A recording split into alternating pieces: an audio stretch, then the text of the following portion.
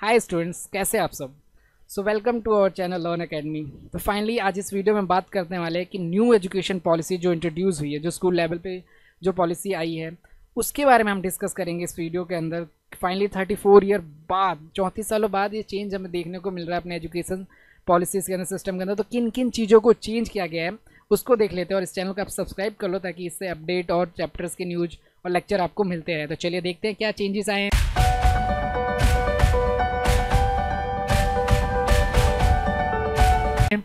तो सबसे पहला जो चेंज आया, हमने हमेशा ये मानते थे कि जो पॉलिसी थी वो क्या थी, 10+2 की थी। मतलब कि 10वीं तक पढ़ो +2, मतलब 12 तक पढ़ो, 10+2 की पॉलिसी थी। 10वीं तक एक तरह के पैटर्न को फॉलो किया जाता था। उसके बाद 2 साल में स्ट्रीम्स चूज़ करते, जैसे कि साइंस फील्ड हो गया, आर्ट्स फील्ड हो गया, या कॉमर्स या वोकेशनल, इस तरह के फील्ड चूज़ कराते थे। लेकिन अब जो मॉडिफिकेशंस किया गया है वो 5+3+3+4 का स्ट्रक्चर किया गया, जहाँ पर फर्स्ट 3 एज में क्या होगा, formative play school of the year, जैसे नर्सरी होता है, जैसे कि छोटे छोटे बच्चे होते हैं, पहले 3 साल तक उन्हें नॉर्मली जो उनकी फैमिली जिस तरह से केयर करना चाहे वो करेगी। उसके बाद से हमारी जो गवर्नमेंट है 3 to 18 ईयर, मतलब 18 साल तक उसकी पूरी तरीके से केयर करेगी, उसको पूरी तरीके से एजुकेशन प्रोवाइड करेगा, जो कि पहले ऐसा नहीं था। पहले 10 तक जो हमारी गवर्नमेंट थी मैंडेटरी थी, मतलब वो कराती थी एजुकेशन प्रोवाइड। लेकिन अब 3 to 18 ईयर्स तक की एज तक एजुकेशन प्रोवाइड कराने के लिए गवर्नमेंट ने ये इनिशिएटिव लिया है, गवर्नमेंट की रिस्पॉन्सिबिलिटी एक तरह से, ठीक है। तो 10+2 के पहले पॉइंट में कॉन्सेप्ट को खत्म किया गया और 5+3+3+4 को इंट्रोड्यूस किया गया। 5वीं क्लास, फिर 8वीं क्लास, फिर ऐसे 9वीं 10वीं इस तरह के इंट्रोड्यूस किया गया। और कॉलेज लेवल तक इस चीज़ को ये मैनेज करेंगे, ताकि बेसिकली हो ये रहा है कि आज के टाइम में हम रटे जा रहे हैं। तो और बच्चों के अंदर ना वो स्किल्स नहीं है कि वो जॉब एक्वायर कर सके या फिर अपना खुद का बिजनेस स्टार्ट करे, वो स्किल्स नहीं है। हमें ये तो चीज़ें पता है कि कैसे होती है, लेकिन किस लेवल से होती हैं, किस तरह से करना है, प्रैक्टिकल नॉलेज, स्किल वगैरह ही नहीं है। तो ये चीज़ों को इंट्रोड्यूस करने के लिए इन पॉलिसीज़ को लाया गया। उसके बाद देखिए सेकंड पॉइंट क्या कहता है कि the foundational state of 3 and 2 years would including play school. जो प्ले स्कूल होंगे ना 3 से 2 साल की उम्र तक के बच्चों, मतलब वो मतलब नॉर्मली घर में ही वो पढ़ेंगे इस तरह से। तो 3-2 साल के बच्चे क्या ही पढ़ते होंगे। लेकिन उसके बाद से देखिए ग्रेड सिस्टम ला दिया, ग्रेड 1 ग्रेड 2 को इंट्रोड्यूस किया गया। उस तरह से कुछ स्टेजेस बता, जैसे कि 3 to 5 क्लास के जो बच्चे होंगे वो ग्रेड 1 और ग्रेड 2 स्टेज के अंदर आ जाएंगे। मिडिल स्कूल के जो बच्चे होंगे वो मिडिल स्कूल ग्रेड के अंदर आ जाएंगे। 6 to 8 वाले किस में होंगे, मिडिल। उसके बाद सेकेंडरी स्टेज को बनाया गया, क्या है वो, 9 to 12 वाले सेकेंडरी स्टेज में है, ठीक है। तो मिडिल वाले कौन कौन से हो गए, 6 to 8। अब पहले क्या होता था, प्राइमरी सेक्शन, सेकेंडरी सेक्शन, इस तरह से बटे हुए थे ना, हाई स्कूल और ये सब नाम होता था, इंटर, इस तरह से नाम होता था। बट अब इस चीज़ों को ग्रेड वाइज सिस्टम कर दिया गया, ताकि पर्टिकुलर स्टेज पर बच्चों को पर्टिकुलर चीज़ सिखाई जा सके। और ये बहुत अच्छा कॉन्सेप्ट है कि देखिए ऐसा होता है कि 8 तक बच्चों को पास करने की पॉलिसी थी, जबकि अभी भी है वो पॉलिसी। बट सोचिए अगर वो 5th क्लास में, तो उसको 5th क्लास की चीज़ें अगर नहीं आती हैं तो 6th क्लास के सीखने में कितने इश्यूज़ होंगे, उसका बेसिक कितना वीक रह जाएगा। इन सब चीज़ों को ख़त्म करने के लिए इस ग्रेड सिस्टम को लाया गया कि जिस जिस ग्रेड पे वो बच्चा जाएगा उस ग्रेड पे उन चीज़ों को सीखता जाएगा। उसके बाद आता है थर्ड पॉइंट, क्या आता है कि emphasize only early child care. देखिए इसका जो ECC एक कॉन्सेप्ट है, ECC की emphasize on early child care and education, ठीक है। ये ECC है, मतलब कि for age of 3 to 16 where the provision would be made of to ensure the universal access of high qualify ECC across the country of the phased manner. देखिए मतलब इसका मतलब ये है कि जैसे 3 से 6 साल के जो बच्चे हैं उन सबको इस तरह के एजुकेशन स्किल्स, मतलब एजुकेशन इस तरह से प्रोवाइड कराई जाए कि उनकी जो बेसिक क्लियरिटी हो, जैसे कि उनको ABCD का आना, क ख का आना, कुछ रीडिंग्स कर पाना, वो चीज़ें वो उनकी क्लियर हो सके इस ECC के द्वारा। जो 3 से 6 साल के बच्चे होंगे वो ECC पैटर्न को फॉलो करेंगे, ठीक है, ताकि वो आगे जो क्लास में जाए, जैसे कि 6th के बाद जाए, 7th में जाए, 8th में जाए, तो वहाँ के एजुकेशन को एक्वायर कर सके। उनके यहाँ पे जो 3 से 6 ईयर के एजों के जो बेसिक्स है वो क्लियर हो सके। उसके बाद देखिए 4th पॉइंट जो इंट्रोड्यूस किया गया है, लाइक का कि 4th हायर ईयर, मतलब higher secondary get lift up, arts commerce science removed. अब ऐसा कुछ नहीं होगा, जैसे हम कहते थे ना कि अरे तूने आर्ट्स लिया है, अरे तूने साइंस लिया तो साइंस बहुत टफ है, आर्ट्स वाले की कोई वैल्यू नहीं है। तो यार ऐसा ना तब था, होना चाहिए हमारी मेंटेलिटी के अंदर कि कोई भी सब्जेक्ट बुरा नहीं होता, चाहे वो साइंस हो आर्ट्स हो। हर किसी बच्चे का अपना एक इंटरेस्ट लेवल है, वो एक अपने तरीके से चीज़ों को पढ़ता है समझना, तो हमें फ्रीडम देनी चाहिए। जब हम इतनी सारी फ्रीडम दूसरे चीज़ों के अंदर दे रहे हैं तो हमें एजुकेशन में भी देनी चाहिए। ऐसा रिस्ट्रिक्शन नहीं होना चाहिए कि अगर आर्ट्स के बंदे को पॉल साइंस और हिस्ट्री यही सब चीज़ें पढ़नी चाहिए, वो केमिस्ट्री नहीं पढ़ सकता, फिजिक्स नहीं पढ़ सकता, या मैथ में अगर इंटरेस्ट है तो वो मैथ नहीं पढ़ सकता। तो अब इस चीज़ को, पॉलिसी को पूरी तरीके से ख़त्म करने की पूरी कोशिश की गई है, और अब देखते हैं किस तरह से इंप्लीमेंट होता है, क्योंकि अभी पूरा नोटिफिकेशन आया नहीं है कि किस तरह से बच्चे सब्जेक्ट को चूज़ करेंगे। लेकिन आर्ट्स, कॉमर्स और साइंस चीज़ों को रिमूव जरूर कर दिया गया है कि ऐसा नहीं होने वाला बिल्कुल भी कि यार ये साइंस है तो इसको इतने रिस्ट्रिक्टिव सब्जेक्ट्स होंगे।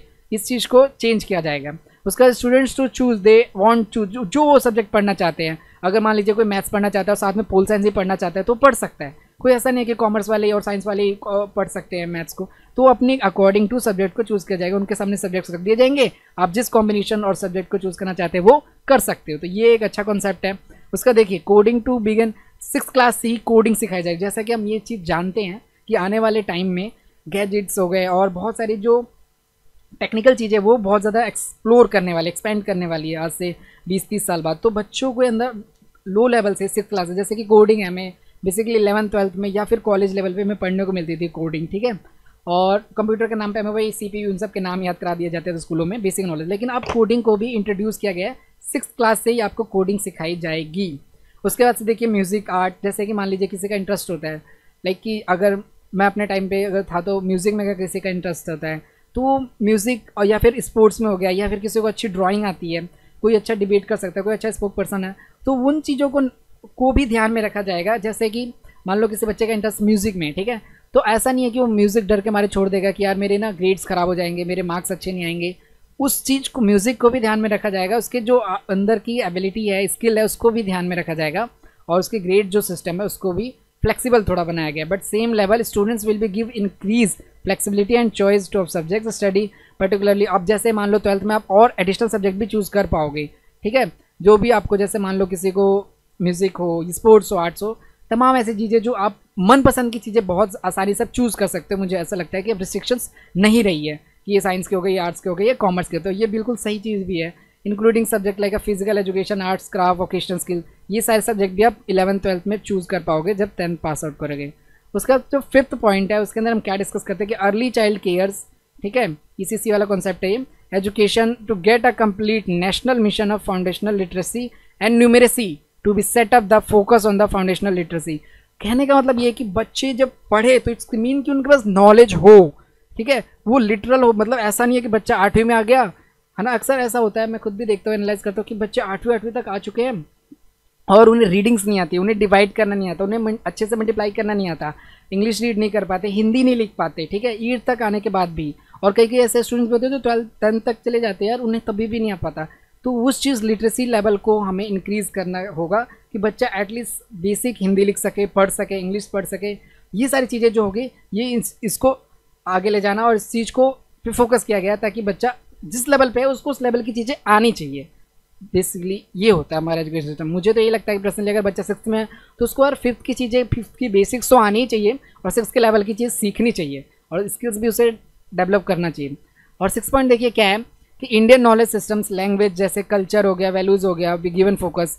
तो हम जैसे हमारे जो कल्चर हो गए और जो उनके इथिक्स है कि हमने एजुकेशन तो ली है लेकिन उस एजुकेशन का सही यूज़ भी होना चाहिए, स्किल्स के, अपनी लैंग्वेजेस जैसे कि हमारी जो रीजनल लैंग्वेज होती है, गांव की भाषा होगी, जैसे हम कहते हैं ना गांव की भाषा, तो हिंदी इंग्लिश के अलावा अगर हम चाहें तो स्कूल्स अपने रीजनल लैंग्वेज में भी पढ़ा सकते हैं, ठीक है। और उसके बाद टेक्नोलॉजी को भी इन्होंने एक्सटेंसिवली किया, मतलब और ई कंटेंट वगैरह को भी, जैसे कि ई कंटेंट जैसे रीजनल लैंग्वेज, जैसे कि मान लीजिए 6 to 8 तक तो पढ़ना ही पढ़ना है, मतलब 8 तक तो पढ़ना ही है आपको रीजनल लैंग्वेज में। जैसे कि आपके नॉर्मल किसी की मराठी लैंग्वेज होती है, किसी की गुजराती होती है, भोजपुरी होती है, इस तरह से मैथिली, ये सारी चीज़ें आपको आनी चाहिए। इस सारी चीज़ों का भी कहीं ना कहीं प्रोसेस के अंदर इंट्रोड्यूस किया जाएगा ई कंटेंट के द्वारा, ठीक है।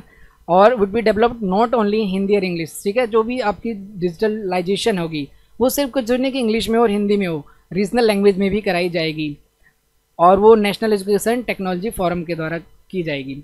उसके बाद से देखिए 7 पॉइंट क्या है, all state UT governments will prepare and implementation of plan attending universal foundation literacy and numeracy in all primary schools for all the learners by grade 3rd to be achieve in. मतलब यही है कि ये जो भी rules regulations आए हैं उनकी जो बहुत अच्छे लेवल पे इम्प्लीमेंटेशन हो, प्राइमरी स्कूल जो भी है गवर्नमेंट के अंदर आते हैं वो इस चीज़ को इंट्रोड्यूस करें इम्प्लीमेंट करें, और ताकि जो भी हमारे लर्नर्स है 2025 तक हम अचीव कर पाए ग्रेड 3 के लेवल के लर्नर्स। ठीक है, मतलब बच्चों को नॉर्मल तरीके से बेसिक चीज़ें तो आ ही जाए।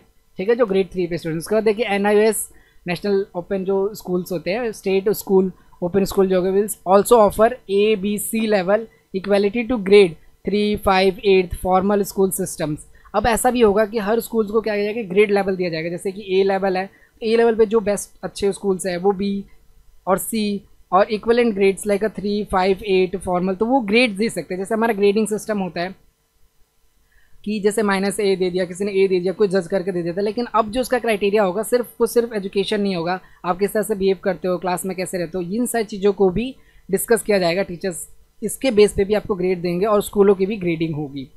ठीक है, कि कौन सा स्कूल अच्छा परफॉर्म करेगा। Grade 10 to 12 vocational education courses like a program, adult literacy, life enrichment programs जो आपके लाइफ को सच में बेहतर बनाते हैं। लाइक कि देखिए, अगर आपने इतनी सारी फिजिक्स पढ़ ली, केमिस्ट्री पढ़ ली, ठीक है, लेकिन आपको घरों में जैसे कई चीज़ें होती है, बेसिक चीज़ें, जैसे कि हमें बल्ब चेंज करने नहीं आ रहा, या फिर जो फ़ैन है, कई सारी चीज़ें हैं कि अगर हम डेली लाइफ में उसका कुछ इम्प्लीमेंट ही नहीं करते तो उसका कोई बेनिफिट नहीं रहता। तो ये सारी चेंजेस आपके अंदर आए कि बेसिकली अगर मैं देखा जाए तो स्किल्स पे बहुत ज़्यादा फोकस किया गया है कि सिर्फ आपको सिर्फ रटना नहीं है, सिर्फ ऐसा नहीं है कि याद किया, एग्ज़ाम में लिखा और भूल गए, फिर उसका कोई यूज़ ही नहीं किया, हमें पता ही नहीं इस लॉ का फ़ायदा क्या है, इस लॉ के बेनिफिट्स क्या है। अगर कल को हमने बहुत सारी लॉ की किताबें पढ़ी, बहुत सारी सिस्टम पढ़ी, तो हमें ये नहीं पता कि बाहर अगर कोई आ रहा है, किसी ने हमें बेवकूफ़ बनाने की कोशिश की, तो उसको हम बता सकते हैं कि ये लॉ है, इसके अकॉर्डिंग हमें काम करना है। इस तरीके से अगर हमने साइंस पढ़ा तो उसके जो प्रैक्टिकल यूजेस है, हमें ये नहीं पता कि किस तरह से ये वर्क कर रहा है, किस प्रोसेस पे कर रहा है, किस तरीके से हम इसको चेंज कर सकते हैं। लाइक मैकेनिक हो गया, ये फिर जैसे प्लम्बर हो गए, इलेक्ट्रीशियन हो गया, ये सब चीज़ें जो होती है उनकी भी नॉलेज होगी, और आपको कहीं ना कहीं एक प्रैक्टिकल स्किल की भी ज़रूरत पड़ेगी। मतलब कि आपको स्कूलों के अंदर या फिर इस तरह से सेंटर बनाए जाएंगे जहाँ पे प्रैक्टिकल चीज़ें सिखाई जाएंगी पढ़ाई के साथ साथ। तो काफ़ी चीज़ें बहुत अच्छी हुई हैं ताकि आपको जॉब मिल सके और आप स्किल्स के साथ काम कर सको, क्योंकि कई सालों से ये चीज़ हमारे आसपास सुनी जा रही है कि स्किल्स अच्छी नहीं है और इंडियन एजुकेशन सिस्टम में ये अच्छा नहीं है, वो अच्छा नहीं है। तो थोड़ा सा बेहतर करने की एक शुरुआत तो हो चुकी है। उसका एक करिकुलम कंटेंट जाता है reduce in the subject core essential like a key concept, ideas, applications, problem, emphasize the critical thinking। अब बच्चों के अंदर एक क्रिटिकल थिंकिंग, जैसे कि अगर हमने पढ़ा तो बच्चों के अंदर ये क्वेश्चन आना चाहिए। अगर मैंने ये चीज़ सिखाई कि 2 + 2 4, एडिंग सिखाई, सबट्रैक्शन सिखाया, तो भैया इसका प्रैक्टिकल यूजेस क्या है डेली लाइफ में, हम किस तरीके से समझ सकते हैं, किस तरीके से यूज़ कर सकते हैं। फिर कोड सीखा तो हम किस तरीके से, जैसे लाइक कि अगर मान लीजिए कोई सिचुएशन है तो किस तरह से हम कोई ऐप डेवलप कर सकते हैं जो हमारी सोसाइटी के लिए काम आए, जो हमारे बेनिफिशियल के लिए काम है। कुछ इस तरीके की चीज़ें, कुछ इस तरीके की पॉलिसीज़ को लाना। अगर हमने आर्ट्स पढ़ा तो हमें इस तरह की पॉलिसीज़ को एनालाइज करना कि यार अब जो पुरानी पॉलिसीज़ थी उनसे ये इश्यूज़ आते थे, लेकिन अब नए इश्यूज़ जो आ गए उनको किस तरीके से नई पॉलिसीज़ को लाके हम सॉल्व कर सकते हैं। तो ये करना, इस तरीके से कई ऐसी चीज़ें हैं लाइक कि इस तरह का, जैसे साइंस अगर आप पढ़ते हो, टेक्नोलॉजी से जुड़े हो, तो अब इस तरह से टेक्नोलॉजी का यूज़ करो। जैसे कि आज के टाइम में हम देखते हैं कि पेट्रोल कम होता जा रहा है और जैसे रिसोर्सेज, नेचुरल रिसोर्सेज खत्म होती जा रही है, तो उनका कम से कम यूज़ करके हम अपनी डेली लाइफ को कैसे चला सकते हैं बिना पेड़ काटे, किस तरीके से हम दूसरी चीज़ों ग्रो कर सकते हैं, टेक्नोलॉजी ला सकते हैं। इसी तरीके से तमाम वो चीज़ें तो हमारी लाइफ को बेहतर बनाए और टेक्निकली बच्चों को अंदर माइंडसेट को डेवलप करने का ये चीज़ें काम करेंगी। बच्चों को स्किल सिखाया जाएगा, जैसे कि मान लो अगर आपने किसी को प्लम्बर का काम सीखना है या फिर उस चीज़ में इंटरेस्ट है, इसलिए कि मजाक उड़ाया जाएगा कि यार ये तो ऐसा कुछ भी नहीं, क्या पता वो उसमें कुछ ज़्यादा अच्छा कर पाए, क्या पता वो उस चीज़ को बहुत अच्छे से समझ पाता हो, सीख पाता हो। तो ये चीज़ें होंगी जो भी उसके एप्लीकेशंस होंगे, जो यूजेस है डेली में, प्रॉब्लम किस तरह से सॉल्व कर सकता है, इस तरह की एनालाइज वाली टाइप की लर्निंग को हमारे इसके अंदर इंट्रोड्यूस किया जाएगा। उसके बाद देखिए, the 3 language learn by the children will be choice the state regions of the students. अब कम से कम हमें 3 लैंग्वेज हमें सिखानी होगी या फिर सीखनी है, ठीक है। और long off the list of the 2-3 languages native. अब कम से कम 3 में से 2 हमारी लैंग्वेज खुद की होनी चाहिए, आनी चाहिए और होनी चाहिए। तो ये चेंजेस हमें देखने को मिलने वाले हैं, थोड़े बहुत जो चेंजेस है बेसिकली। अगर मुझे लगता है कि देखिए अब क्या किया गया, एजुकेशन को जिस तरह से लेवल था पहला, जैसे 8वीं बच्चा आता है और वो 9वीं में जाके फेल हो जाता है। ऑलमोस्ट आज के टाइम पे यही हो रहा था कि 8वीं तक बच्चे ने पढ़ाई करी, 8वीं तक उसको कुछ भी नहीं आता, पास हो जा रहा है, 9th में आके फेल हो गया, उसके पास कोई होप नहीं रहती कि वो क्या करेगा। इस तरीके से जो बोर्ड सिस्टम है उसमें भी चेंज किया गया है। बोर्ड सिस्टम के अंदर ऑब्जेक्टिव क्वेश्चन को लाया गया है, ठीक है। तो आपके बोर्ड के एग्जाम में अंदर ऑब्जेक्टिव क्वेश्चन भी देखने को मिलने वाले हैं।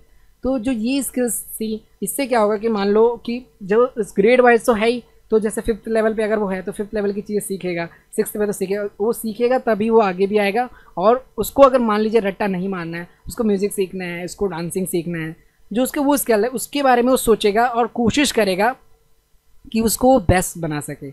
अगर अब ये अच्छी तरीके से इम्प्लीमेंट हो पाती है तो ये हमारे लिए बहुत ही बेस्ट और अच्छी बात है कि ये चेंज आया है। और पर्सनली अगर मुझे तो यही लगता है कि सबसे बेस्ट थिंग जो होने वाली है ना, कि वो कोई स्टूडेंट फ्रस्ट्रेट नहीं रहेगा। मान लीजिए अगर उसको डांसिंग करना, तो ये हर वक्त ये नहीं सोचता रहेगा। और हमारी सोसाइटी में भी चेंज आएगा कि लोग इस चीज़ को इंपॉर्टेंस देंगे, क्योंकि पूरी तरीके से कहीं ना कहीं हमारा जो सिस्टम ही ने इंट्रोड्यूस किया है कि यार म्यूज़िक भी कोई अच्छी चीज़ है, स्पोर्ट भी अच्छा चीज़ है। तो पेरेंट्स के माइंड में ये बात बिल्कुल कम आएगी तो अभी भी कि हाँ पढ़ लो बेटा, ये चीज़ें होंगी, पढ़ाई भी आप करो। लेकिन सिर्फ यही नहीं कि वो अगर डांसिंग सीखना चाहता है, सिंगिंग करना चाहता है, तो उसका एजुकेशन छूट जाएगा, उसका करियर ख़राब हो जाएगा, उसकी लाइफ बर्बाद हो जाएगी। ऐसा भी कुछ नहीं होने वाला। और बच्चे अपने मन का और पॉजिटिव तरीके से अपने मन का कर पाएंगे, डांस कर पाएंगे, तो उसमें अच्छा और वो परफॉर्म कर पाएंगे और बाकी डिस्ट्रैक्शन से बच पाएंगे। तो ये पॉलिसीज़ हैं, आप इनको डाउनलोड भी कर सकते हो, PDF में देख सकते हो, लिंक डिस्क्रिप्शन में। And thank you so much. Please channel को सब्सक्राइब कर लीजिए। And all the best dear students. और लेक्चर्स के अंदर मिलते हैं साइंस और मैथ्स और इंग्लिश के, तो प्लीज़ चैनल को सब्सक्राइब रखिए। Thank you so much.